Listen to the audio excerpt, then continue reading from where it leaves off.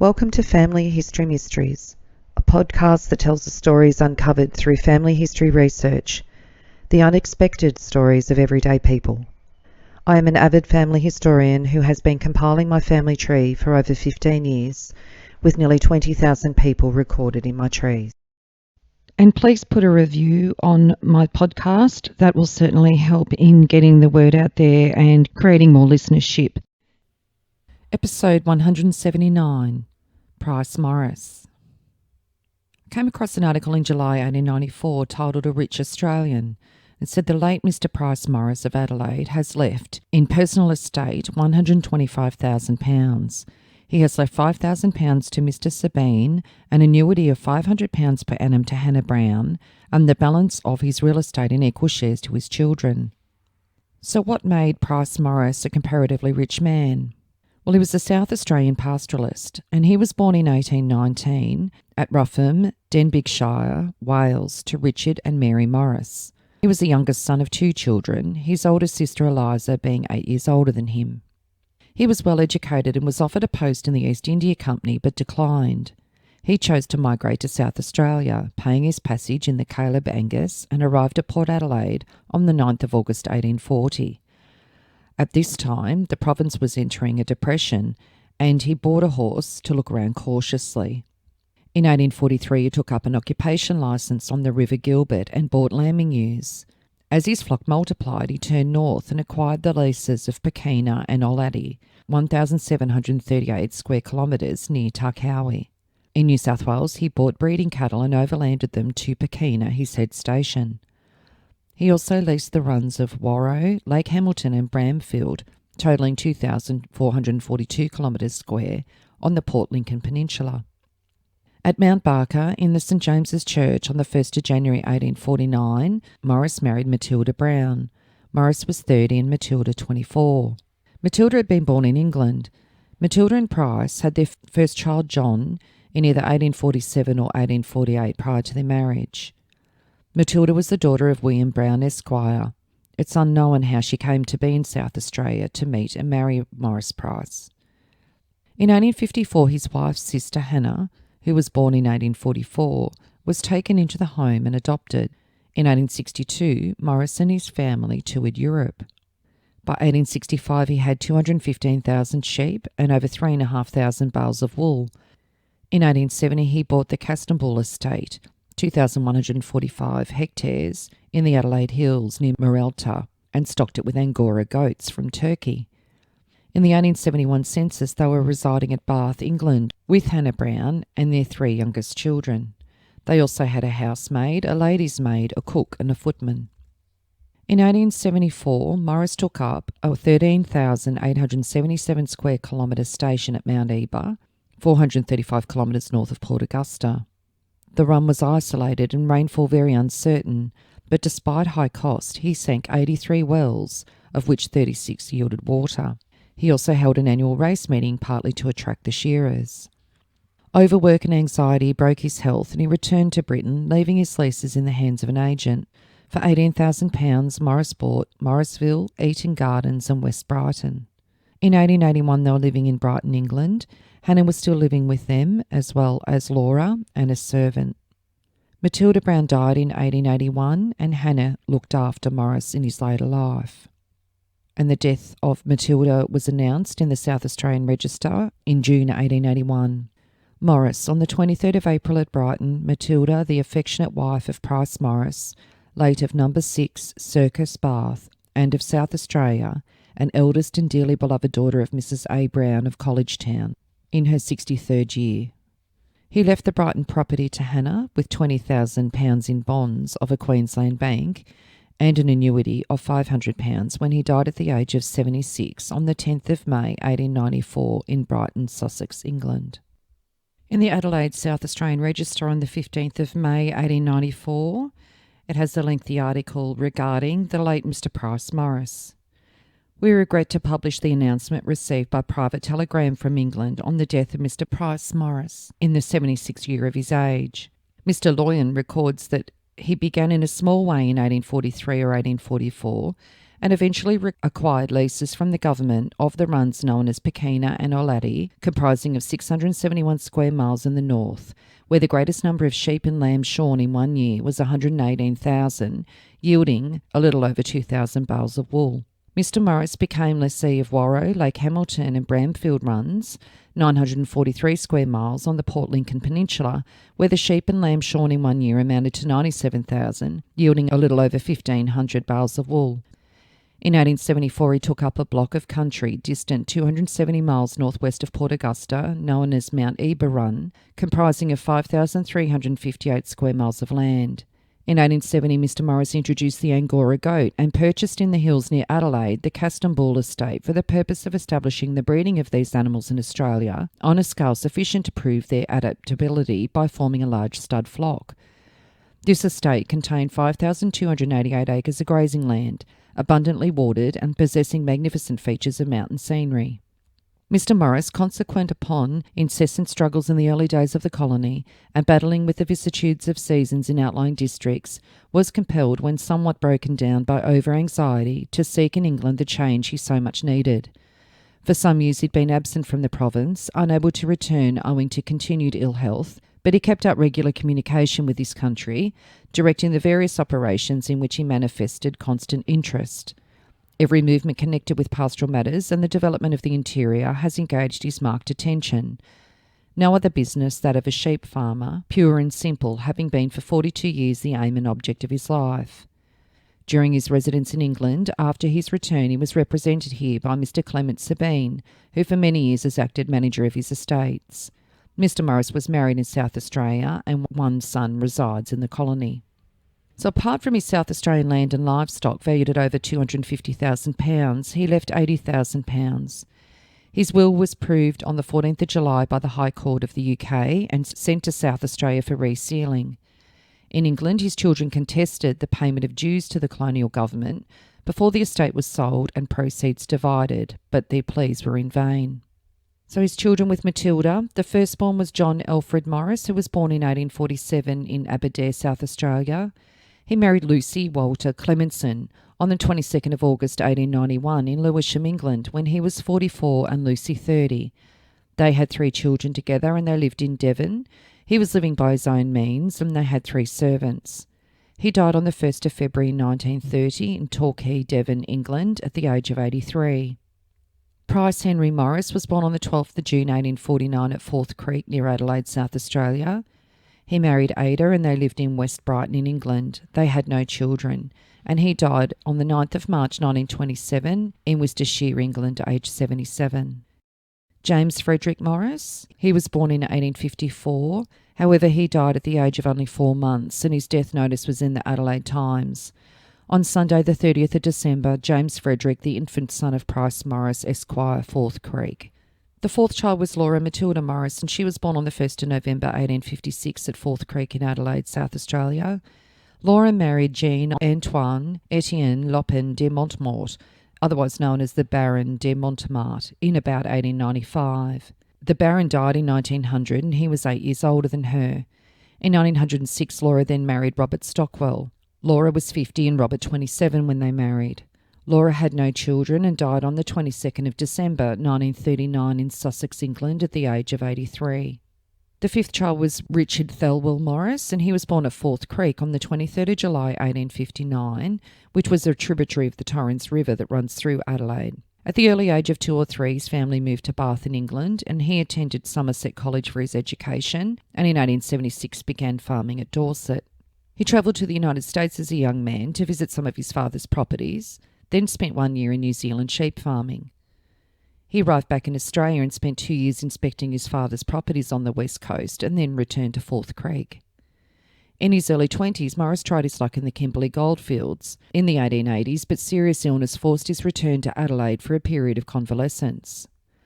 Once he recovered, Richard headed to Fowler's Bay, where he found work with George Murray, a personal friend and manager of nearby Yalata Station. During this period, Maurice established himself as a kangaroo hunter on the Nullarbor Plain. After his father's death in 1894, Maurice received a substantial inheritance from the estate, which enabled him to quit kangaroo hunting and pursue the exploration of the desert wilderness beyond the northern edge of the Nullarbor Plain. From a new base at Fowler's Bay on the Great Australian Bight, Maurice spent the years 1897 and 1898 searching north of the Nullarbor Plain in the Great Victoria Desert, noting the position of Aboriginal waterholes, while maintaining a keen lookout for evidence of gold-bearing rocks. In late 1898, he ventured further north to the Everard Ranges, collecting Aboriginal artefacts, and returned in April the following year. In 1901, a longer expedition took him to the Rawlinson Ranges in Western Australia to explore the region between the tracks of Ernest Giles in 1875 and the Elder Expedition of 1891 and 1892. He was joined by the government surveyor William Murray, whose task was to accurately record water supplies. Other members of the party were William Voke, General Handon Cook, Lambert, part Aboriginal Cameleer, and his wife. It was during this that Voke's Hill was named. The year 1902 was the most testing trek for Maurice and his small party, who ventured from Fowler's Bay in the April to the distant Wyndham in the northwest of the continent. Personnel on this exhibition included Richard, William Murray as the surveyor, H. Horsscheld, cook and general hand, Custer Khan, the Afghan camel handler, Mungina, an Indigenous assistant, to Richard, plus 2 trackers, Yari and Peter. The party started with 14 camels, but 6 days after departing Tallaringa, Khan absconded with the best camel. They lost a further 6 camels along the way through eating poison bush.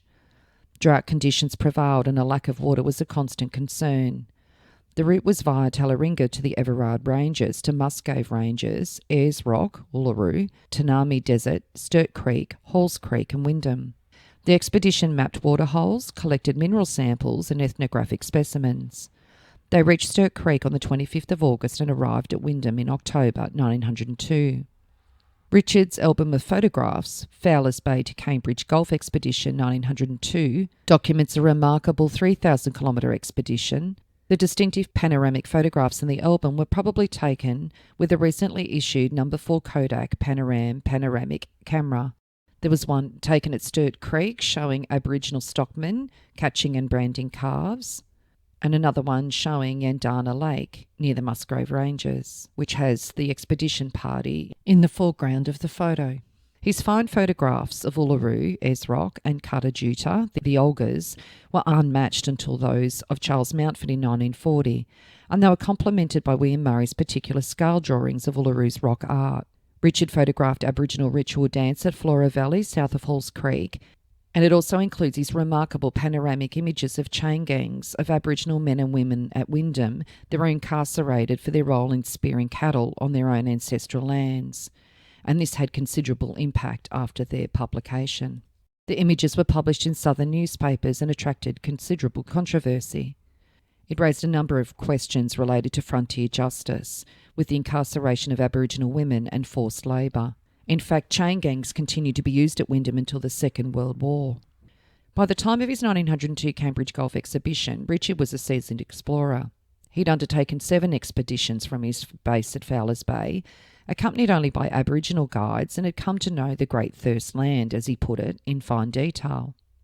The expedition members returned by ship to Adelaide from Wyndham.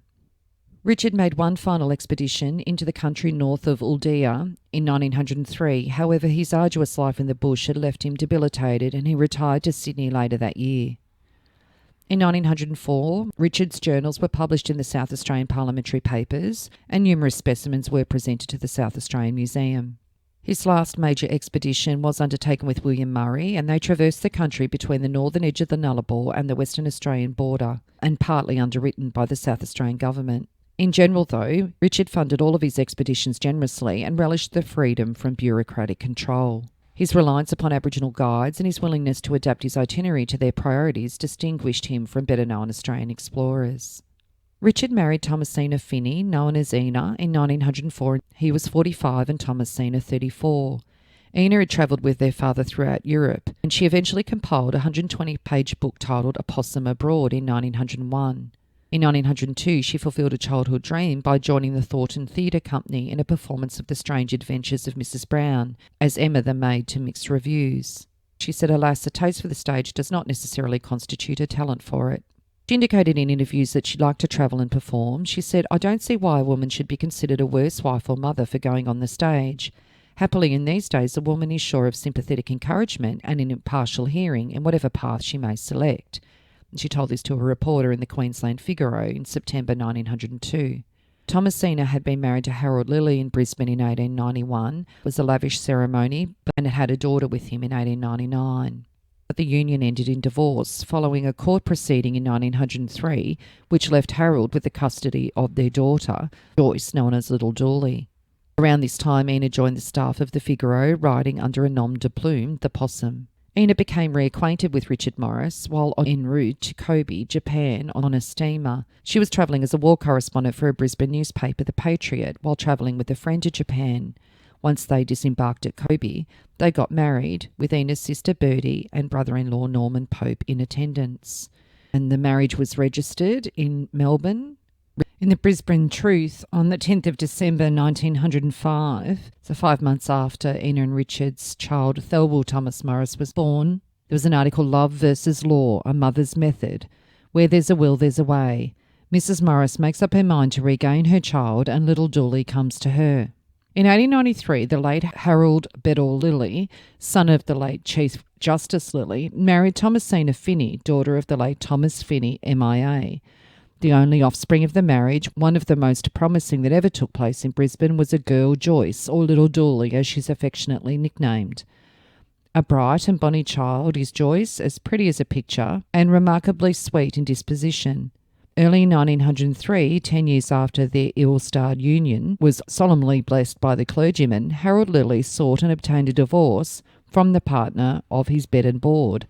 The case was tried before the Honour Chief Justice Griffith, and after an exhaustive hearing, the suit was decided in favour of the injured husband.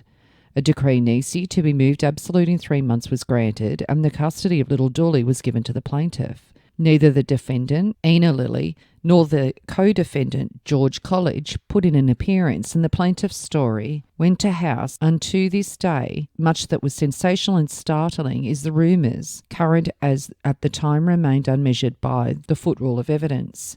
Immediately following the results of the suit, Ina Lilly went abroad. On the way, she married Captain Maurice, a pressman reputed to be wealthy. Following the marriage, the unfortunate Harold Lilly died suddenly. Upon the return of Mrs. Morris some months later, she made an application in Chambers for custody of and access to the child, Joyce Bedell Lilly, who in the meantime had been appointed by the court a ward of Edwin M. Lilly, brother of Harold. This was refused. She made another application later on with the same result. In September of this year, she made a further application to Justice Real for access to her child, but in view of certain affidavits submitted by Mr. Edwin Lilly, His Honour refused the application and advised the unhappy mother to apply again when the child was 12 years old. Joyce is 8 years old now, and during the past 3 years, her mother has been legally debarred from seeing her or even communicating with her by letter. During much of that time, although Mrs. Morris has borne her second husband a pledge of her affection, and she has preserved a tender spot in her heart for this fatherless child. She has lived a retired and, so far as the truth has been able to ascertain, an estimable life. She has denied herself the pleasures of a society which is always prepared to take to its heart the social sinner who has wealth to gild her offence, in an effort to make herself worthy of once more receiving to her the bosom of the offspring of her first love. But at last the mother's love triumphed over legal obstacles. She has transferred little Joyce from the household of Edwin Milford Lilly, barrister at law. The child is at present an inmate of her mother's home at Clayfield, and when the truth rang up the household last night, it was informed that the overjoyed little Dooley, surrounded by toys, was revelling in the wealth of a mother's love, which had been starved through nearly 3 long weary years. From inquiries instituted from the truth, it's discovered that a lady, a mother herself and a woman of a large heart, hearing Mrs. Morris's story, took pity on the unfortunate mother, pining for her offspring, and resolved to make an effort at this gladsome season of peace and goodwill to reunite the sundered pair. A most worthy and Christian-like object, apart altogether from purely legal considerations. With that set purpose in view, she called at the Lilly household, and after an interview left and laid her plans accordingly. It appears that in the course of the interview, Mrs. Edwin Lilly made an appointment to meet the lady in question at her husband's office in the city. Mrs. Lilly went into town to keep the appointment. In the meantime, a cabman called at the Lilly household, Kelvin Grove, and said he'd been instructed to bring the child Joyce at once to Mr. Lilly's office. Mr. Lilly's daughter, a girl in her teens, got into the cab with the child and they were driven in the direction of the city. On the way, the cab was stopped by a lady who entered and instructed the driver to convey her to Clayfield. Miss Lilly, at this stage of the drama, recognised the mysterious lady as the one who had earlier in the day interviewed her mother, and in some trepidation she appealed to the driver to return. But cabby knows his fare, and he drove on. Arrived at Clayfield, the child was restored to her mother, whose frantic greeting of maternal affection even drew tears from the eyes of the hardened John. The position at present is thus: mother and child are reunited with a happiness that only mothers feel and a child appreciate. Nestling closer together, there looms a dark shadow of an avenging law which punishes the social sinner and will pursue them even at this season of goodwill. What the end will be, we cannot foretell, but this much we dare to make public. Truth sympathies as strongly with the fatherless girl being restored to the arms of her erring but repentant mother. So effectively, Ina has kidnapped her child. So this leads into the next article. In the Brisbane Truth on the 24th of December 1905, Little Joyce Lilly, order of court must be obeyed. The final act in the last week of Rex versus Thomasina Maurice came on Monday, set in judgment on the matter. The full court was crowded with interested friends of both parties. Mrs. Maurice, with little Joyce, sat in the jury box, the mother looking very grave and worried. At times the strain seemed too much, especially when she understood that the judges were going to decide against her, for although hiding her face behind her fan, it was easily seen that she was very much affected. Solicitors for Mrs. Edwin Lilly revisited the facts of the case, and Mrs. Maurice's 2 previous applications were referred to. A most impertinent fact has been done to the court, apart from the wrong done by Mrs. Edwin Lilly by the fraud that has been practised in obtaining the child. He contended that the order of the court has been disobeyed. Mr. Power in reply stated that Mrs. Maurice would have been satisfied with taking on the child as its statutory guardian and would have been justified in law in so doing. The Chief Justice briefly stated the order of the court was undoubtedly that the child was to be left in the custody of Mrs. Edwin Lilly. An application for an order to have the child delivered up at once to the solicitors of the applicant was granted. When Mrs. Maurice heard the decision, she burst out crying, and there were a good many in the court who exhibited sympathy for her. Little Joyce was quite unconcerned about the matter, as with her weeping mother and friends she left the court. Outside the court there was quite a big crowd of the general public. Getting into a cab, Mrs. Maurice with Joyce, her aunt and others drove off, and it is understood that she would hand the child over at 2:30 that afternoon. At that hour we understand that Mrs. Edwin Lilly's sister, Mrs. Goggs, went to the solicitor's office where Joyce was handed over to her. We have been told that in a perfectly happy, contented mind she is now at Southport with Mrs. Edwin Lilly's children. There are very many rumours floating around with regard to what may or may not happen to the cabman and Mrs. Lula Fisher, but at the present nothing has eventuated.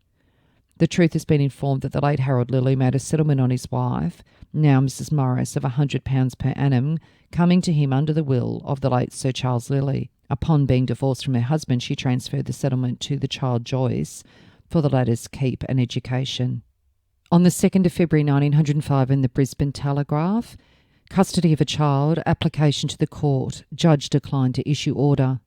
An application was made to His Honour Mr. Justice Reel in Chambers yesterday on behalf of Mrs. Thomasina Maurice for the custody of her child, Joyce Bedell Lilly, who is at present in charge of her uncle. His Honour declined to make any order in the matter. Ina and Richard had a son, Thelwell Thomas Maurice, in Brisbane in July 1905. And Richard suddenly died from heart failure in 1909 at the age of only 49. His son was only 3 at the time of his death. In the Adelaide Observer on the 1st of May 1909, it announces the death of Mr. R.T. Maurice, a notable explorer. Richard Thelwell Maurice, the Australian explorer, is dead. He passed away on Saturday evening at Fowler's Bay, and it was his dearest wish that he should spend his last days in this bush country which he loved so well. None of those who knew him well can realise how the late gentleman yearned for and loved the great out beyond of Australia. He stifled in the heart of cities. After a few months in civilization, he grew like a caged bird or an imprisoned animal that had lost its freedom. He felt the call of the wild, and he fretted until he was back again at his beloved Padinga or some other spot which contained a permanent water north of Fowler's Bay. To whatever depths of despair Mr. Maurice might fall, he had the compensating heights of joy, and at his best he was one of the most general, emotional and humane personalities it was possible to meet. He had a wild young life and not a few disappointments. Through a misunderstanding he found himself in straitened circumstances, but nothing daunted, he set out to Fowler's Bay, and by hard, untiring work he earned several hundreds a year a kangarooing. His fortune was subsequently restored, and he devoted the best part of it to exploring the interior. It was a dream of his to discover a gold mine in Central Australia, and to realise that dream he expended thousands of pounds and never spared an indomitable will and a constitution which must have been made of cast iron. Mr. Maurice loved the Aborigines, and the blacks loved him. In the small hours of the morning he has told the writer in a quivering voice and with a lump in his throat how he and his faithful black boy, Mungina, were dying of thirst, and how the native led him to a rock hole and pointed to the water and said, "You first, boss." Mr. Maurice's most notable expeditions, and they were all equipped at his own personal expense, were to the Rawlinson Ranges and across the continent from Fowler's Bay to Wyndham. He was the leader on each occasion. At Tanami, which has since come into prominence as a goldfield, Mr. Maurice was a friend of Professor Stirling, and the explorer presented to the museum a finest collection of totem stones which has ever been made, besides large numbers of rare weapons and other much prized relics of the Aborigines. The following letter, which the explorer addressed to the then president of the South Australian branch of the Royal Geographical Society on the eve of his departure for England, after the conclusion of his trip, reveals the fine, generous spirit of the man. As I am leaving for England next month, and perhaps may never return again, I take this opportunity of thanking you most sincerely for the many honours, kindnesses and attentions you have bestowed on me.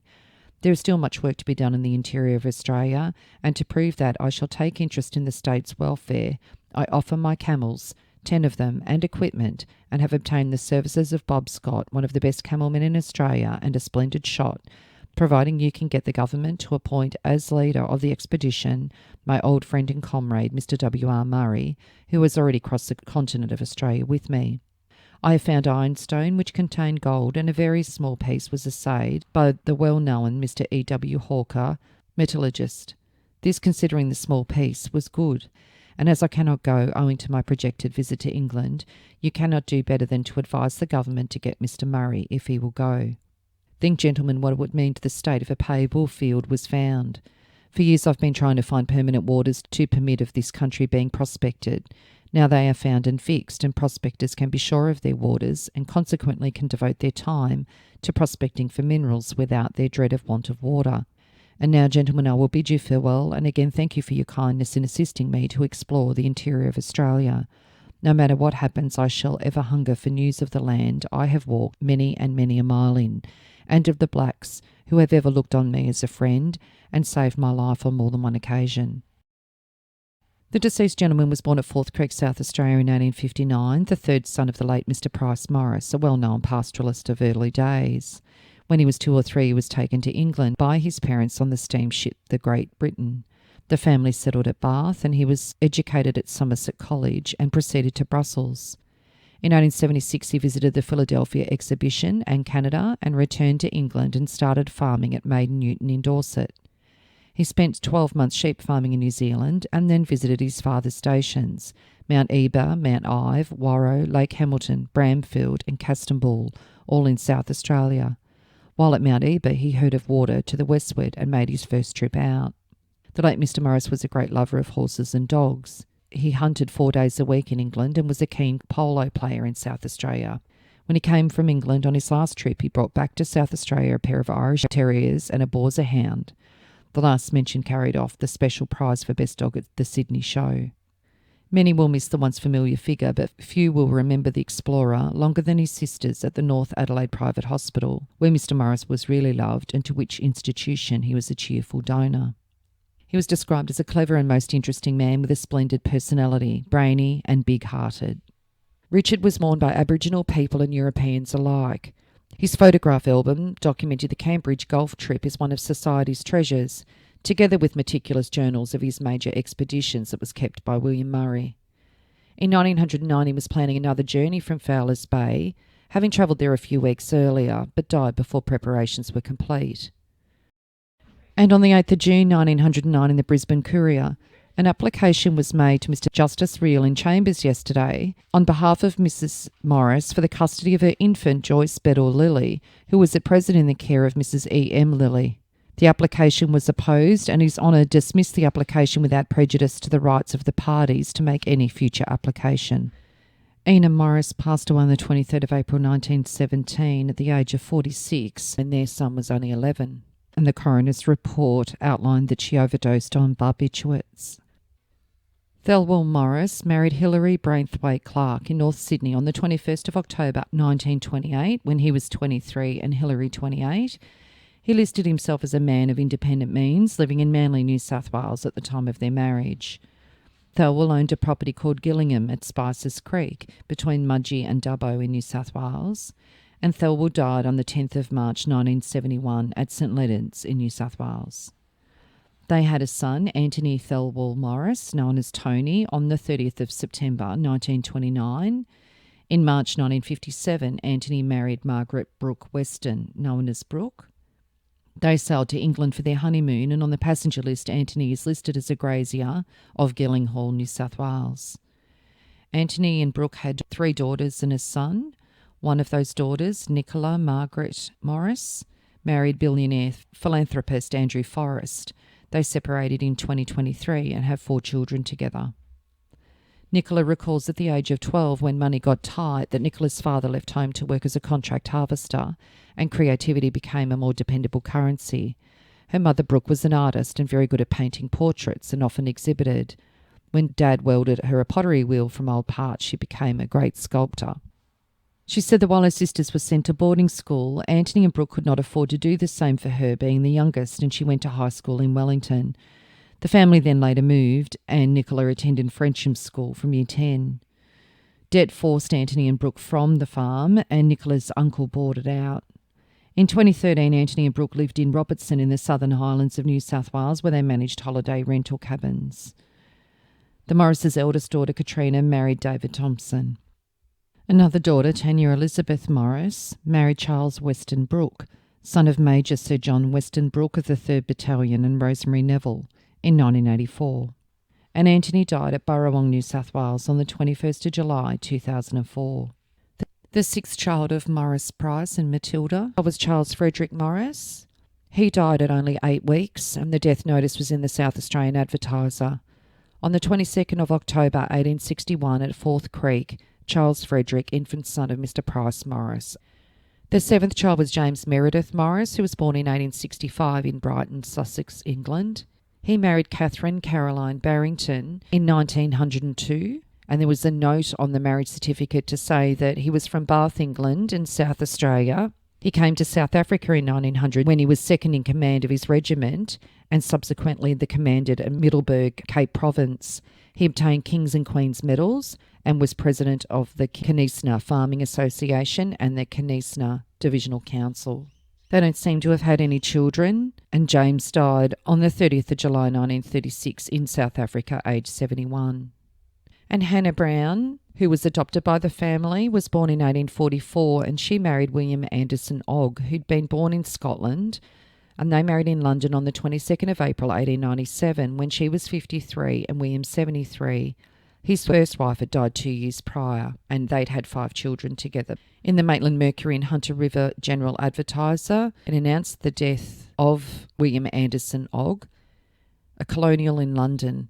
If we are not again to have a colonial Lord Mayor next year, it is satisfactory to note that one of the sheriffs is a gentleman who spent the best part of his life and laid the foundations of his fortune in Australia. Mr William Anderson Ogg is the youngest son of Mr Robert Ogg and was born on the 10th of July 1823. Mr Ogg was brought up to mercantile pursuits, and in 1843 he went out to Sydney, where he founded the firm of Australian merchants of which he is now partner. He returned home in 1854, but has been several times around the world, and 3 years ago visited India, Australia, China, Japan, California and Canada. Mr Ogg has taken an active interest in the volunteer movements, and in 1859 he joined the London Scottish. On this return from Australia, he helped to form the ward of the Cheap Company of the London Rifle Brigade. After 13 years' service, he was compelled to retire from the company, the Court of Lieutenancy having in the meantime given him a captain's commission. Mr. Ogg belongs to the Fruiterers Company and is a governor of St Bartholomew's Hospital. He was appointed by the New South Wales Government Commissioner in London for the Sydney exhibition and received from the government a very handsome silver medal and diploma in consideration of his services. Mr. Ogg was married in Sydney in 1851 to Anne Anderson, the eldest daughter of Mr. Andrew Smith of Arbroath. He is survived by 2 sons and 2 daughters. And a further article stated that he married for the second time in 1897 to Hannah, who died in 1898 and was the daughter of the late Mr. William Brown of Mount Barker, South Australia. And William Ogg became Sir William Ogg. He was knighted as King's Lieutenant for the City of London. So Hannah died, as mentioned, in 1898, and she was aged 53 and she had no children. And on the 1st of December 1898 in the London Morning Post, it says any claims or demands against the estate of Hannah, Lady Ogg, late of the wife Sir William Anderson Ogg of Oakfield, South Dulwich, formerly Hannah Brown of Eaton Gardens in the county of Sussex, spinster, deceased. And there was a little mystery as well in this story. There is an Edgar Morris that was born on the 13th of September 1851 in North Adelaide to a Frances Elizabeth Lane, and it stated that the father was Price Morris. However, I can't find any further information on that child, Edgar Morris, or on Frances Elizabeth Lane and the connection with Price Morris.